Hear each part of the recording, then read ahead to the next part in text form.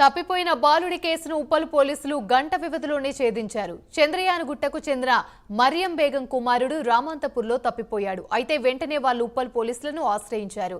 దీంతో బాలుడిని ఎవరైనా కిడ్నాప్ చేశారన్న కోణంలో పోలీసులు అలర్ట్ అయ్యారు.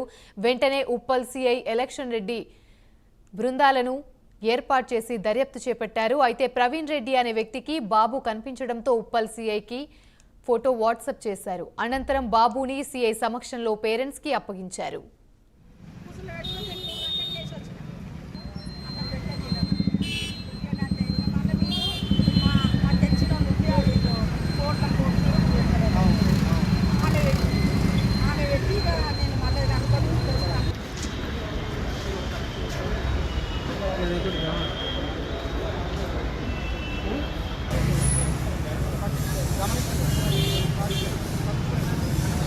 मरियम भी मेरा नाम। इधर हमारे लोग आए बोले तो मिलने आई थी मैं।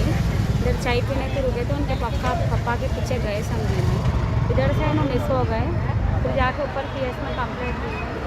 उसके बाद में मिल गया बच्चा, 2-3 घंटे में मिल गया बच्चा।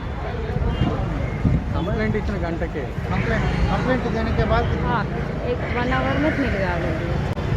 సాయంత్రం 5 గంటలకు మరియం బి అనే మహిళ మన ఉప్పల్ పోలీస్ స్టేషన్కి వచ్చి తన 2 సంవత్సరాల కొడుకు అన్వాజ్ ఖాన్ అనే అతను మిస్ అయ్యిందని చెప్పేసి మధ్యాహ్నం 12 గంటల నుంచి మిస్ అయ్యిందని మనకు సాయంత్రం 5 గంటలకు police station Uppal police station వచ్చి ఫిర్యాదు చేయడం జరిగింది.